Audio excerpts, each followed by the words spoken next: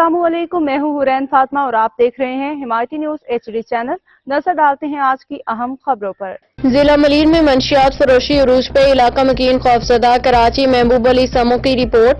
जिला मलीर के इलाके मानसेहरा कॉलोनी में मंशियात फरोशी का धंधा जोरों पे जारी है, जिसकी सरबराही मुबैना तौर पे आबिद अली कर रहा है। इतरात के मुताबिक इस कारोबार में इलाका पुलिस के बाद एहलकार भी मुलविस हैं, जिनमें SHO शराफी गोट सदरुद्दीन का नाम भी सामने आया है। इलाका मकीनों के मुताबिक गुज़िश्ता रोज जब उन्होंने इस गैर कानूनी सरगर्मी के खिलाफ आवाज उठाई तो मंशियात फरोशों ने मुसल्लह अफराद को भेज के उन्हें धमकियां दी, कत्ल की वार्निंग दी। इस दौरान दोनों ग्रुपों के दरमियान तसादुम हुआ, जिसमें मुतअद्दिद अफराद जख्मी हो गए।